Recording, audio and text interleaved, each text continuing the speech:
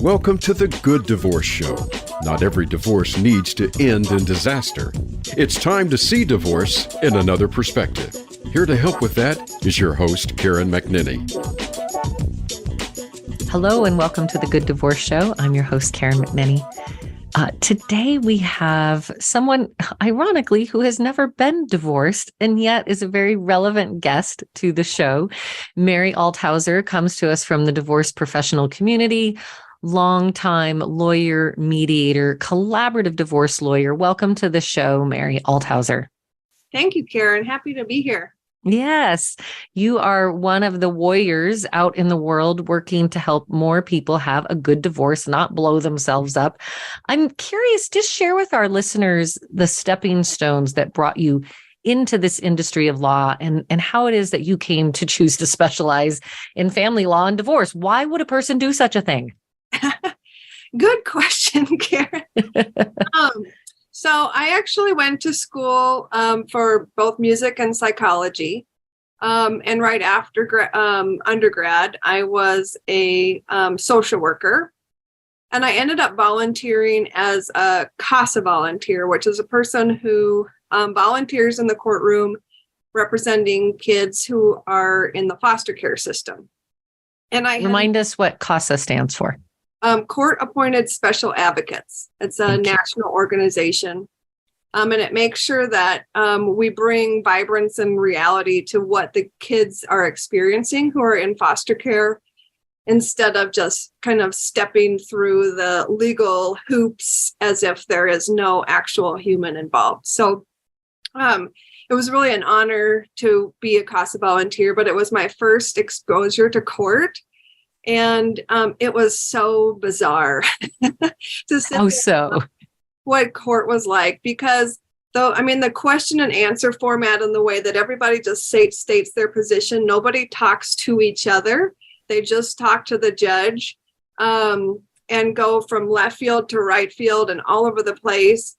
And it was very strange to me to watch. But then when I saw the outcomes and the good things that could happen with that, I really kind of was quite intrigued by the court process, and I wanted to go and represent children in court.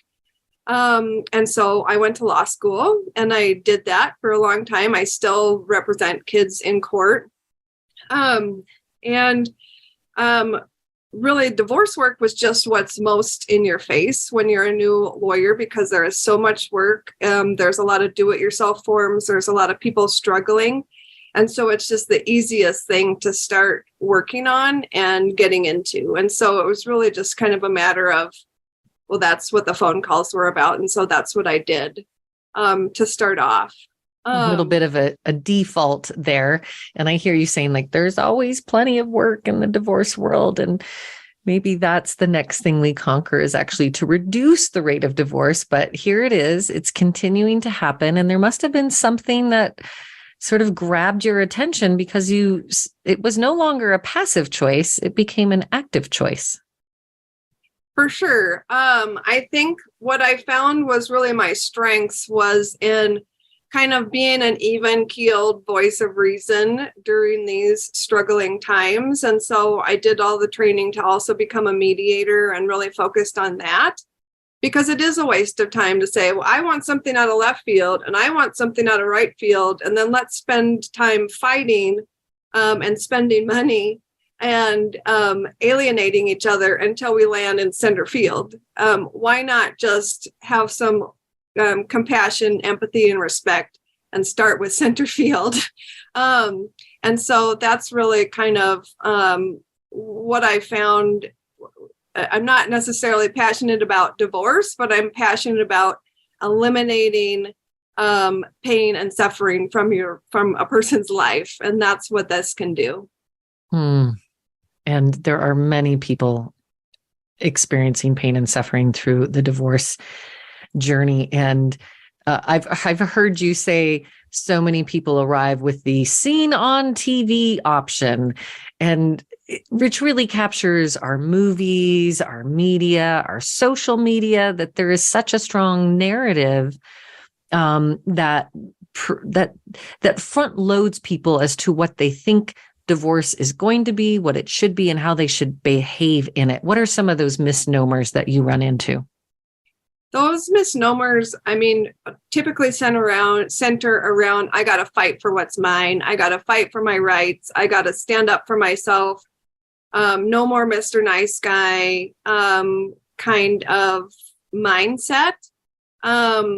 That really it just amplifies lots of little problems to make them into mountains that we never conquer. It turns nothing, things that aren't problems into problems. And so I feel in my work, there's just a constant having to reframe that mindset into something that's more collaborative, because there's so many more ways to go about things. Yeah, let's talk about some of those approaches. You already mentioned, mediation. Can you dive a little deeper and educate our listeners of not only what mediation is, but also what it's not, and in contrast to our more standard litigation? Give us the menu of how one might choose to get divorced. Sure. So the typical scenario includes a little bit of both. And so typically, both people have an attorney. One files their request, the other responds. And oftentimes they end up going to mediation anyways. And so many of those cases do settle with a mediator, which is kind of a shuttle style, one person in one room, the other in the other. I go back and forth until we iron out all of the issues that have come up over the course of litigation. And there's oftentimes not a trial. It's probably, like in Montana, maybe 5 to 10% of cases ever actually need a trial. Then you can also opt to do early mediation, whether you have attorneys or not. And that means that before we start doing maybe even haven't even filed anything in court, or we've filed a couple things, but we have not blown anything up yet. We start working with a mediator who does kind of back and forth with both parties on small issues.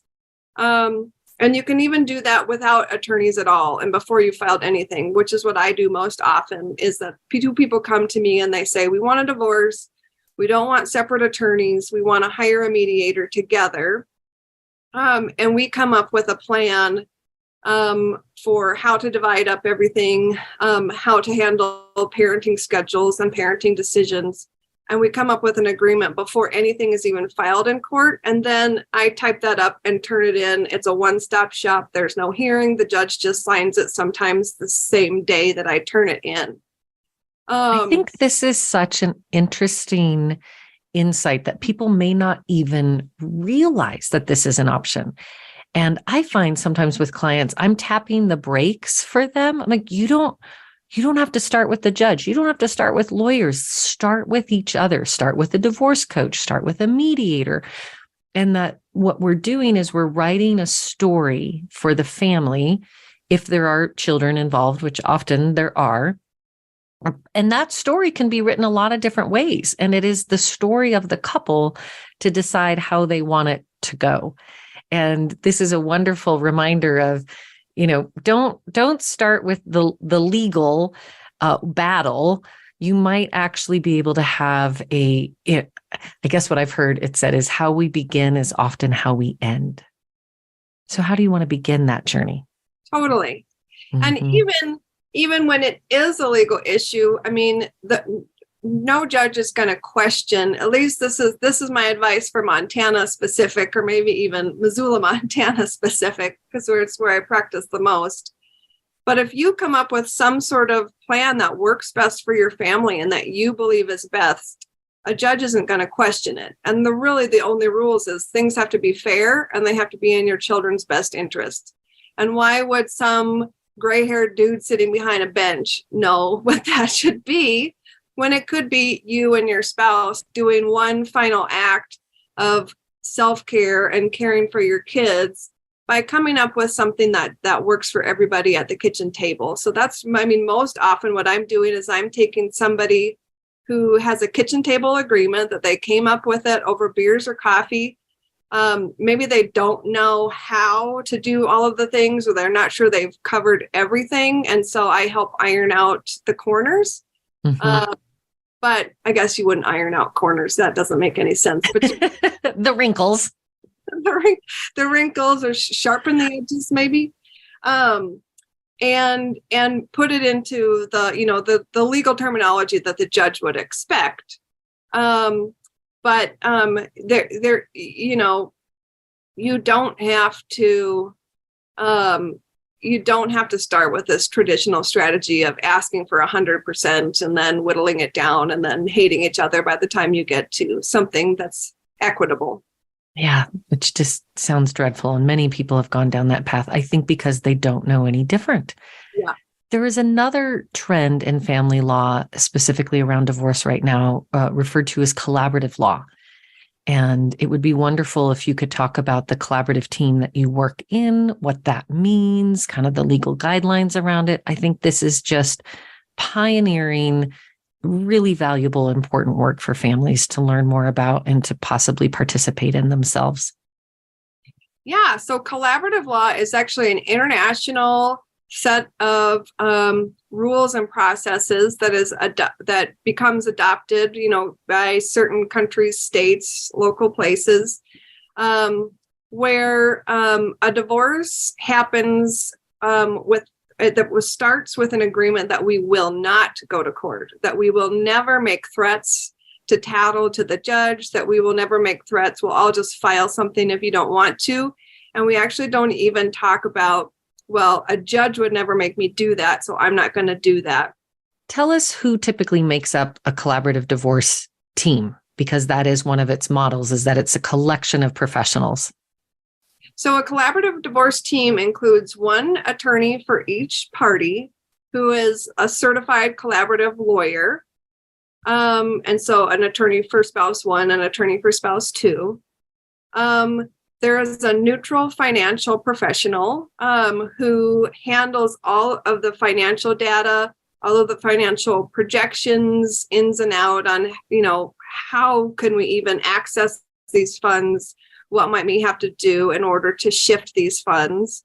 And that person is a neutral. They don't work for either party. And then the meetings are run by a mental health professional who sets the agenda, makes sure each voice is heard, makes sure there's turn taking, reads the nonverbal cues in the room to offer opportunity for breaks, discussion, caucus, and insight. And through that team, everything is handled in team meetings. So there is no strategizing behind the scenes. Everything is totally transparent. And we go through a certain very strict order of operations in order to avoid people taking positions, people angling, and making sure that that everything we discuss is based on our needs and what feels fair versus what I could get in court. Mm-hmm.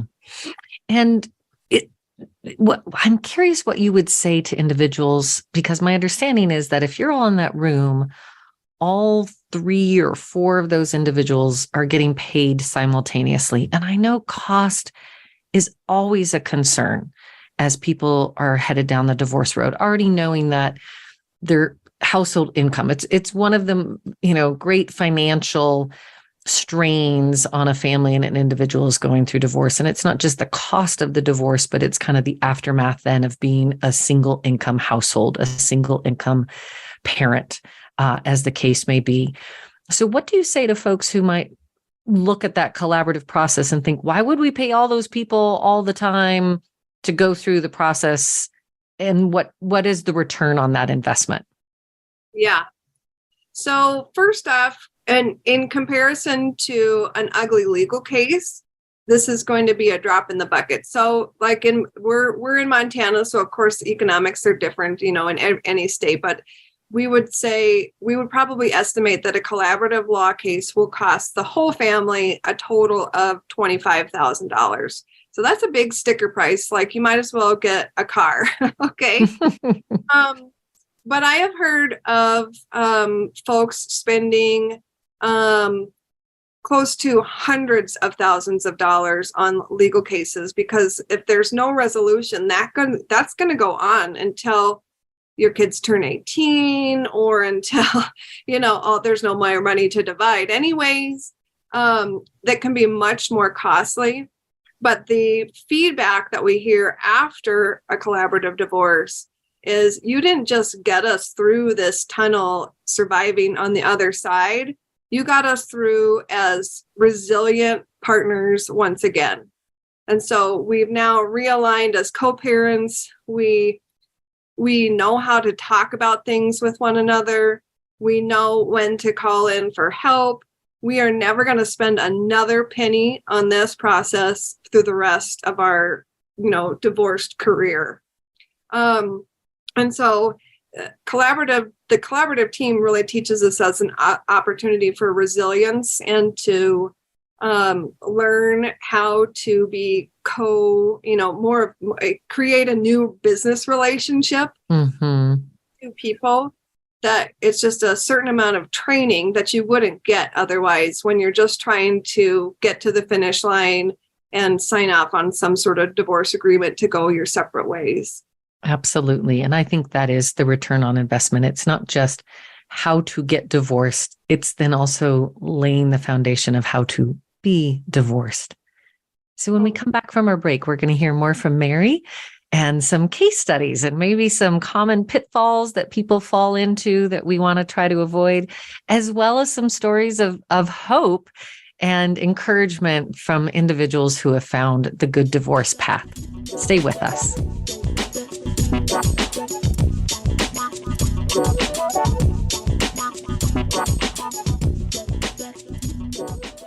Follow us on Twitter at VoiceAmericaTRN. Get the lowdown on guests, new shows, and your favorites. That's VoiceAmericaTRN.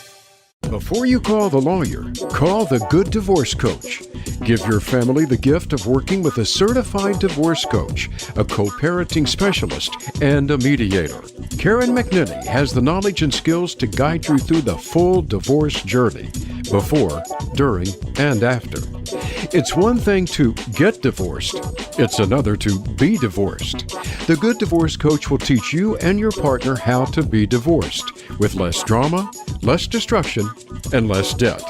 Visit thegooddivorcecoach.com to get in touch with Karen.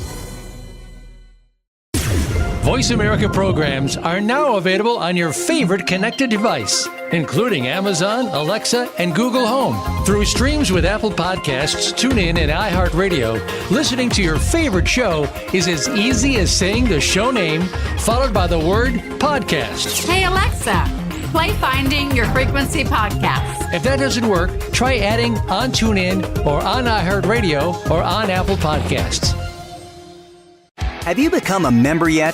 Sign up now to become a member of Voice America. It's always free and easy. Plus, you get to take advantage of some great member benefits. Get unlimited access to millions of hours of on-demand content across all of our channels. Keep track of your favorite episodes, shows, and hosts in your own customizable library. Find out what shows you might be interested in based on your favorites. Plus, you get insider access with our newsletter. Membership gives you more. Sign up at voiceamerica.com and click register at the top right.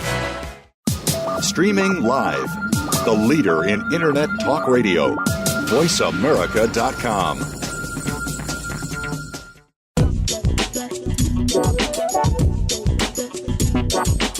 Welcome back to the Good Divorce Show with Karen McNinney.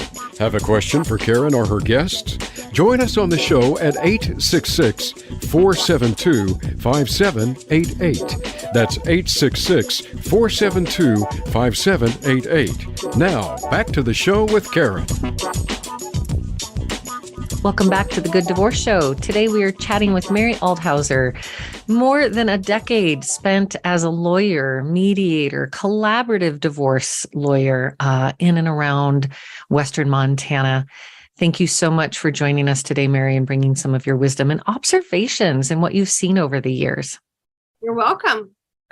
One of the things we talk about in the good divorce approach is this idea of do no more harm.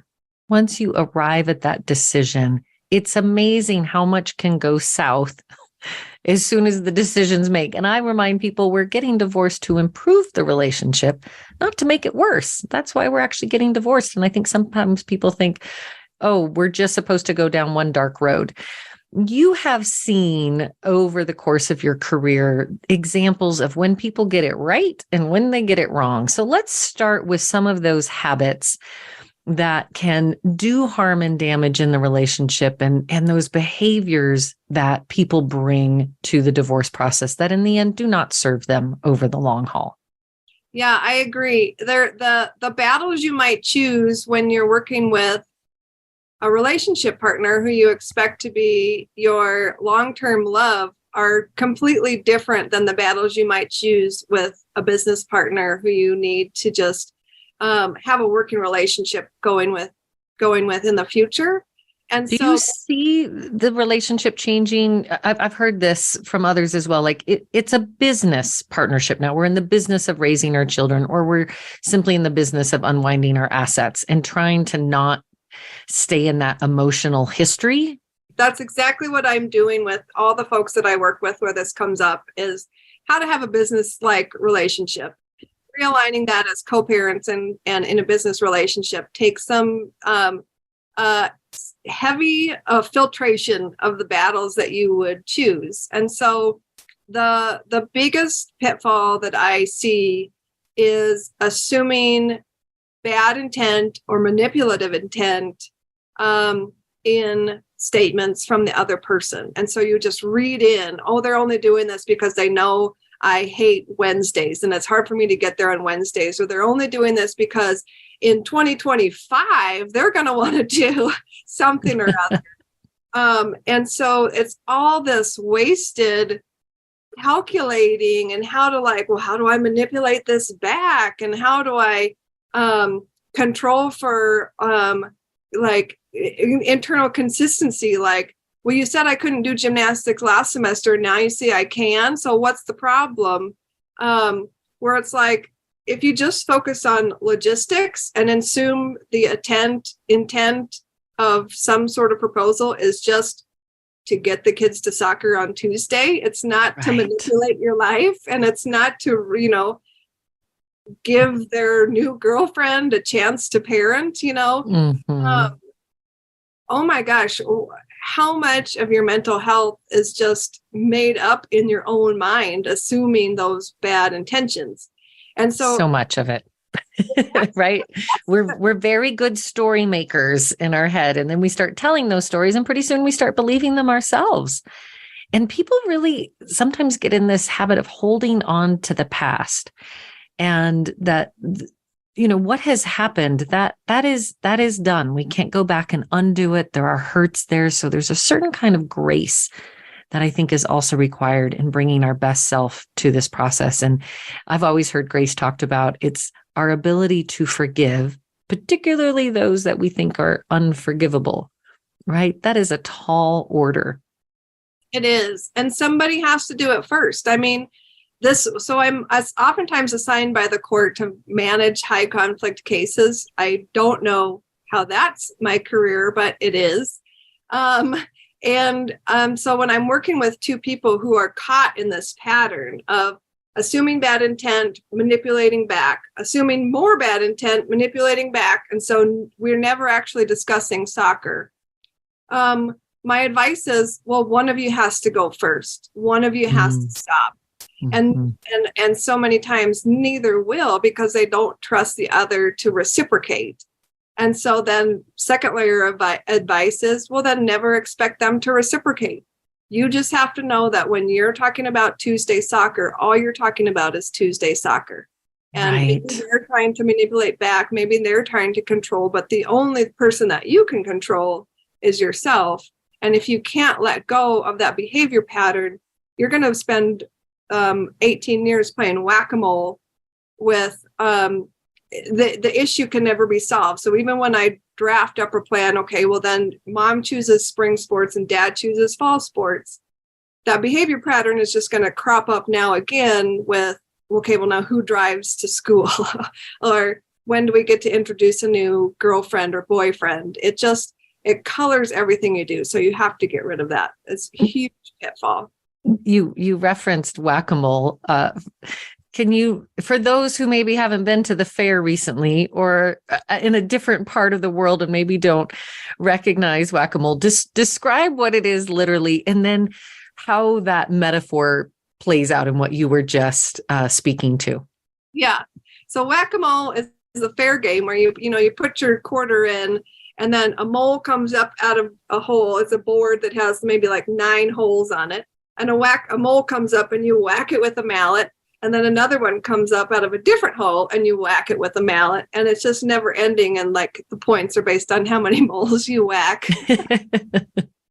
But we want to stop this because what you're saying is each one of those popping up is just these old triggers, and it just keeps you in the game, and one disappears and another pops up, and then you go battle that, and then another one pops up. And I've seen this, people just exhausted for extended period of times, years, going around and just kind of picking battles, finding reasons to get into a hostile environment with their former spouse. And who suffers the most in that situation, Meri? This is why I am assigned as these case managers in high conflict cases, because conflict is the number one bad outcome for kids in divorce. Mm-hmm. It does not have to be bad for kids. It can be an opportunity to teach them resilience and how to realign with somebody that you might not like. But if there is hostility between the two parents, that colors, they feel that they can't even express themselves. They can't express what they want to do because they're walking on eggshells about what battle that's going to create between mom and dad. I have one example is I worked with these little girls who mom was a hairstylist and then dad remarried and a different hairstylist. And so throughout the parenting time, each, mom and stepmom would do the little girl's hair for school. And every time it got more and more elaborate, like they were having this mommy war at the end of each person's week on who could just send that passive aggressive message via the kid's hair. Wow. And when anybody commented and complimented the girls on their hair, because of course it was the coolest braided hairstyles for, any kid. I'm lucky if I can get my kids to brush their hair, once a week to have a prom style hair. The kids would just break down in tears because it's not about them. It's not about what they wanted. It hurt their head to get prom done every Friday. They knew they were being sent messages to the other person. And so even when I interviewed their teachers and the school counselors, they say, never, ever compliment the girls on their beautiful hair, because all it will do is remind them that their personalities don't matter. And what matters is the messages of hatred going back between the two families. And so all those little micro things that happen to kids, you have no idea what they're holding back, what they feel they can't be, if they have to worry about whether it's going to make an argument between mom and dad. Oh my gosh, what a powerful example. This idea, we hear it all the time. What's in the best interest of the children? And people can twist and turn and position that statement to their own benefit. How have you seen that play out? And again, there's even been a case that has risen to the Montana Supreme Court around this. What's at what is the kernel behind when parents take that what's in the best interest of the child and really start to twist it into their own best interest? It's so easy to do. It's so easy to enmesh what I want to be right, to have it my way, to prove my point, and say, well, it's what's best for my kids. When really what's best for your kids is to not have their life colored in conflict. And so I don't even remember what the issue was in the Supreme Court case. I'm thinking it might have been something about school, like the parents are fighting over whether to go to, school A or school B. And then they spend, 6 months fighting about it, spending a bunch of money on attorneys, pointing fingers at what bad things will happen at school A and what bad things will happen at school B. And it makes it all the way to the Montana Supreme Court, where the Supreme Court says, guys, it doesn't matter what school they go to. Now your kids are so stressed out about what school they go to. and how when they eventually go to one school or the other parent's going to be mad and the other parent thinks it's bad, that you have veiled your own desire to be right as what's best for your child, when all you have done was cause them heartache throughout this process. And so it's really, really important. There are times when there are very vital things that are best for kids. Maybe there's a really terrible parenting schedule that would be bad. Maybe there's a safety issue. Maybe there's logistics that just simply couldn't happen. That, one parent is making the other parent, drive all over Montana. There are certainly things that do need to get resolved that have to do with what's best for your kids. But short of that, a lot of times it's just, a parent's own desire to be right or to get their way or to vindicate something from the past. And it doesn't matter whether the kids go to gymnastics or soccer. Like, they just want two loving parents who get along. Oh, isn't that the truth? I'm going to challenge you a bit as a lawyer. I've often heard it said it's not divorce that screws children up. It's bad behaving adults that screw children up. Would you agree with that statement? Yes. Yes. So let's take that one step further, that it's not divorcing people who make divorce difficult. It's lawyers who make divorce difficult. You are unique because you are that smiley, warm, kind-hearted, people like, really? She's a lawyer? Our lawyers get a bad rap, and the good lawyers, and there are so many walking amongst us who want to use the legal system to help support these families. But there are those out there who their training, their best intent, sort of historically, they can get in the middle of it and hijack an otherwise pretty amicable divorce. How have you seen that play out in the past? And what cautionary tale even might you share with our listeners around the involvement of lawyers and making sure that you're staying in the driver's seat of your own legal case? So I'll also say that, I love all the attorneys that I work with. I think Montana has a really unique perspective because all the lawyers know each other. And so nobody wants the reputation of being the exploder among us. And so my intent is not to throw anybody I know under the bus, covering my own bases. Yes, that sounds like a good strategy on your part.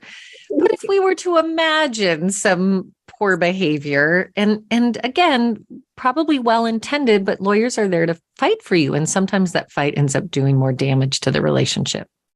Yeah, I'm a tutor at the law school, and I even interviewed a student today who said she went to law school to do family law because as a child, she felt like lawyers hijacked her family, that her parents couldn't even explain why they were doing what they were doing. They just said they had to because that's what the lawyers said. And they ended up, feeling unsafe, that they don't have control of their whole lives. And so this person was, profoundly affected by that in order to go to law school to do something different. So it's really important to know that there are certainly legal strategies out there that have their place, but that you as the customer can say, I feel like that's not what's best for my family. So there's the one strategy that I see the most often, and then as a mediator, it always gets busted, is the ask for 100%, and then negotiate down until you get to 50-50. Okay. And I call that strategy the poop in my pool strategy, where I pooped in your pool and then I cleaned it up and I want you to thank me now. And the pool, and now it's back to being a normal pool and it's at 50-50 and I'm somehow the hero. And so I see that in cases all the time where maybe I represent one party and the other person is using the poop in the pool strategy. And my client is just so upset about that. Like, it just feels so personally offensive to say that. So after all of what we've done for our whole lives, I should have nothing and you should have everything. What a bomb to drop. And you as the customer can say that you don't want to play that game. I don't understand why I have to do that. Mm-hmm. I don't know if that's a strategy that's workable. And even when you have people who are in good communication, and they say, my lawyer said that, but I don't mean it. That's not what it's going to be. That's not what the written record is going to show. And it's just really hard to get around that kind of thing. Let's skip the pooping part to begin with. And of course, in your line of work, you have encountered couples who have approached this with the long story in mind. What is it that they do differently that helps them navigate through something that by its very nature is sad, is hard, is a grief, is a death of a story and a family structure that we thought we might have certainly longer? None of us get married planning our divorce, but some of us end up in that place. So what do these other families and individuals do differently in contrast to protect their good divorce experience? I would say there's probably 3 categories of people that I run into. One is folks who are just really even-keeled and easygoing about this whole thing. I've met people who are like, oh my gosh, this was a mistake. We just got to get divorced. This was dumb. Let's just figure this out. And they're just kind of staying in that business mode and that friend mode throughout. There are people who want to do different and who recognize that there is this shift that, okay, well, we're no longer partners for life.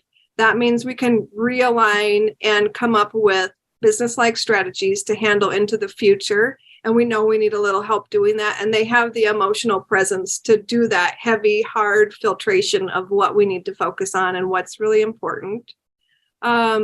And then there's a third category of people who are really motivated by fear that this could be so much worse. Like we don't really know how to choose our battles.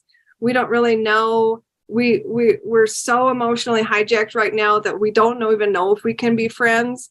But we know if we go down the litigation bomb throwing route, that's going to be a lifetime of pain and expense for us. And so we just know we don't want to do that. We don't necessarily know how to do it the good way, and we need a lot of help.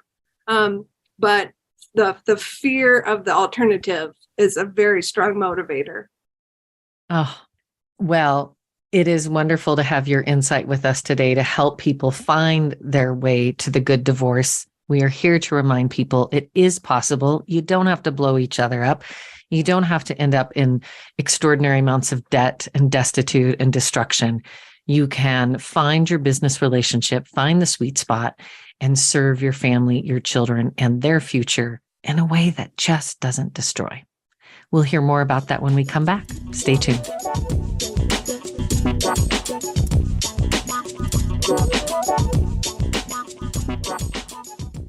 Become our friend on Facebook. Post your thoughts about our shows and network on our timeline. Visit Facebook.com/Voice America.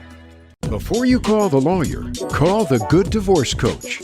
Give your family the gift of working with a certified divorce coach, a co-parenting specialist, and a mediator.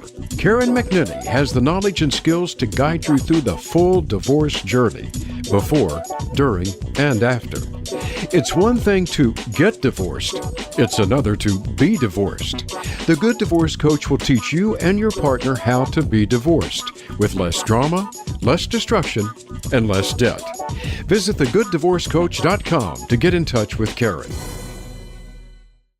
Tune in to the Voice America Variety channel on the Voice America Talk Radio Network. Voice America Variety broadcasts a diverse array of topics, reaching a global community. Our experts come from all walks of life, and the topics they discuss are everything from current events, arts and entertainment, leadership, parenting, relationships, self-improvement, career advice, and a variety of other topics. Check us out today. You're sure to find something of interest. Voice America Variety. Talk on today's hot topics.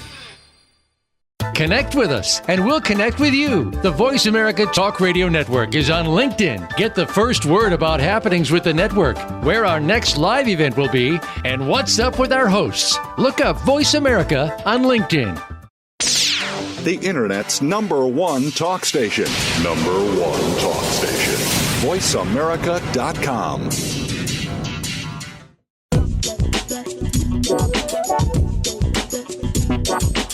Welcome back to the Good Divorce Show with Karen McNinney. Have a question for Karen or her guests?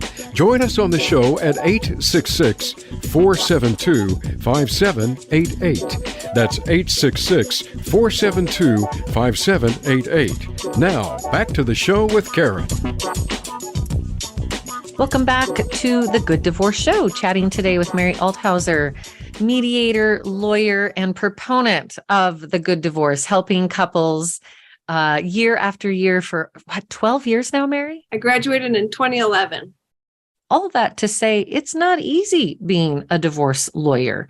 And your background as a social worker, as a CASA professional, and now working within family law as a mediator, tell us a little bit about that journey for you and how you protect your wellness and how you are now working to help other lawyers bring their best self to their work and to be resilient in the face of adversity. The first thing that you learn in law school is something that they call issue spotting. And so that means looking at a landscape, whether it's a contract or a negotiation between two people, or a divorce or a parenting plan, to say, what are the potential problems or landmines that come up? Throughout our legal career, all of this issue spotting and fighting for something and trying to angle for the best outcome trains us even more to just focus on the negative, amplify the negative, exploit the negative of other people. And that is so bad for your mental health. We don't realize how that affects our lives. And so I got onto the resilience journey after just having just macro amounts of bad experiences working with high conflict cases, where I started to not only feel like, well, I have to find all the bad things that these people are doing so that I can identify solutions. But then the whack-a-mole comes into play. And so I identified 10 solutions, and now there's 10 more problems. It really led to a sense of just absolute hopelessness for me. Like, oh my gosh, for my own career, how am I ever going to make a difference? And then feeling bad for these families, like for their lives, how is anything ever going to get better? I've really gotten into like resilience. Even if you're not doing something like a good divorce, or that you're focusing your legal career on solving problems and building people up and trying to make things better, strategies for lawyers in order to be selectively optimistic and selectively pessimistic so it doesn't affect their mental health as much. Right. And you've really taken to this heart. You write monthly about this. Tell us a little bit about that and your work running resilience workshops for other legal professionals. So I have a monthly or bi-monthly, depends on when they publish, but with a Montana lawyer you can find online called Practicing Well, where I describe strategies and anecdotes on self-preservation as a lawyer. My favorite topic on well-being is learning strategies for dealing with difficult conversations, for difficult people, difficult situations where, of course, the legal strategy and the rules have nothing to do with how to actually work on this dynamic between two people.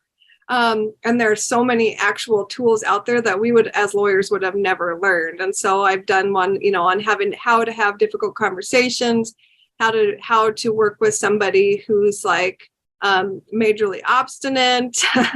I think lawyers oftentimes don't have those tools. And so we use either the head in the sand approach and just never call them back, or some lawyers use the I'm just going to yell at you until you do what I want approach, which is also not a strategy.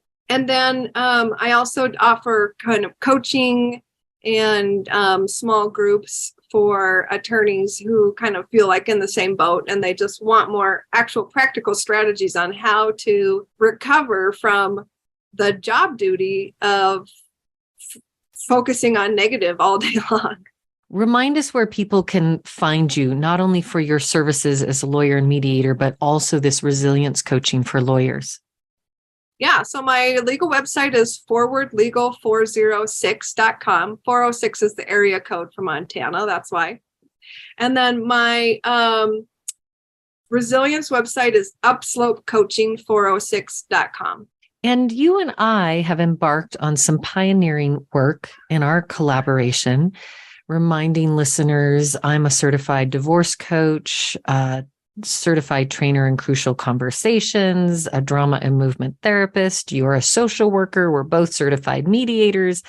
I, as a divorce coach, and you, as a lawyer, it began to occur to us, what if this were the 1-2 punch that couples and families actually needed as we consider the before, during, after journey? What has been spinning in your head as you think about this pioneering work of collaborating with couples? I love our 1-2 punch, Karen. That's what's spinning in my mind. So, so often people come to me just wanting to know how to do the paperwork. And of course, paperwork is my jam. I can do the paperwork, after a series of a couple questions to figure out, how do you want to do your retirement accounts? What's the schedule? Who drives who? Paperwork is the easy part, but the relationship is the hard part. And the paperwork is not going to do anything for your relationship, even though a parenting plan might say, and it's something like, we will always respect each other and not talk negatively about each other and keep the children's best interest in mind. Just because I put it in the paperwork doesn't mean it's true. And so that's where Karen's magical skills come in to help with that, those whack-a-mole mindsets, the dwelling on the past, all of the positive resilience building that we can do during a divorce, so that we accomplish both the paperwork and the relationship. Yes. And I just want to add to that, what has been so rewarding for me is we're able to take a couple who can sit in the same room, right? That's the first criteria. Can you sit in the same room together and have a meaningful conversation that doesn't escalate into hostility? And what I find to be ideal, and I will tell people, call your coach before you call your lawyer, is to work with the couple to identify, where do you imagine the speed bumps are going to come? How can we anticipate that? How do we move through separation? Some couples just want to actually do a physical separation to unwind part of their finances, to begin to explore what it is to raise our children across 2 homes. And that in and of itself is an exceedingly difficult, overwhelming process that has a lot of best practices that we're happy to share. And once we move through that process, then we invite Meri in, and that's the during. And as you said, there is a legal component. I'm always astonished how easy it is to get married and how complicated it is to get divorced. They are at opposite ends of the complex spectrum. So being able to have someone like yourself to navigate that, again, without doing harm. But then there's the after component. And I'm curious how often you hear from clients after the fact. And, there is another triggering that can happen with the completion of, now we're done. What does that mean? Not to mention, co-parenting shifts over time depending on the age of your kids. You might have a parenting plan that's a 2-2-5 rotation, or 3 nights or 4 nights. And then in my case, I now have teenagers and they're like, we don't want to transition between homes less than 2 weeks. Like, we always want a 2-week in one house. And kids with 3 and 4-year-olds think, oh my gosh, I can't imagine that. So there is something to be said about the age appropriateness, as well as the parents staying in the same community.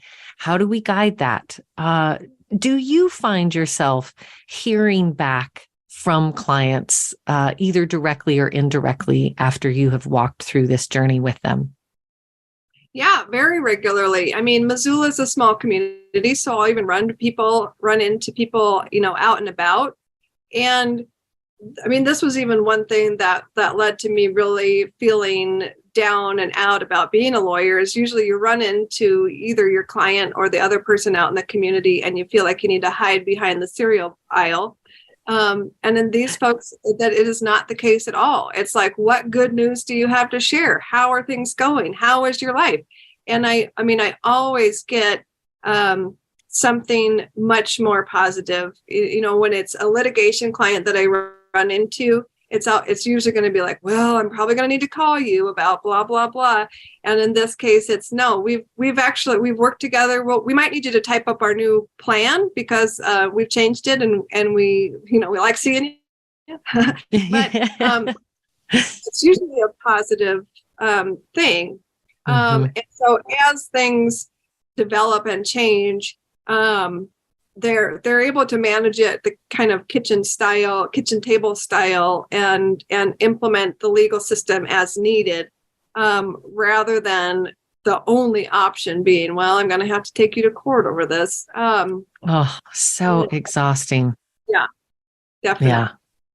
As you consider moving down the path of lawyering for these families, providing support, if there were just a few things you would say to our listeners for them to really keep top of mind if they're in pursuit of a good divorce, what are some of those tangible behavior, life lessons, advice moments, nuggets of advice that you would share? I would say first, research your options. And so there are some communities that have collaborative teams. There are some places where I don't know what the rules might be about whether you have to have a lawyer or you have to go a certain route. And so first, don't listen to the raging groups on Facebook or your girlfriend who had a terrible experience and assume that has to be the only way. And so be sure to look online for something that's either has the word collaborative, has mediation, cooperative, amicable. Use any of those terms to find somebody who can give you the range of options available to you in your community. Again, that's going to be state specific based on the rules. And then 2 is to really be self-aware, maybe go to counseling about what it means to realign with somebody and to be able to use that filter of like, maybe you're dropping battles that you felt you were wronged for years upon years, and it's the whole reason you were getting divorced. But holding on to that actually has nothing to do with the parenting schedule or the soccer schedule or how we spend Christmas, how we make our children's lives rich and abundant in spite of divorce, not because of it. Yeah. Think of what the gift of your choosing to drop certain battles is giving to your kids. Mm-hmm. Such a gift. Meri Althauser, full of wisdom and best practices today. Remind our listeners where we can find you online. You can find my law practice at forwardlegal406.com, and you can find my resilience coaching at upslopecoaching406.com. Wonderful. Thank you so much for sharing your insights and story, and really enjoying our collaboration, not only here on the air today, but also with families and couples beyond the airwaves in the Good Divorce Approach, and reminding all of our listeners that everything will be okay in the end. And if it's not okay, it's not the end. Thanks for listening to today's episode of The Good Divorce Show. We hope today's episode has helped you find a kinder, more sensible, and less expensive path through the divorce journey. Until we talk again, have a beautiful week.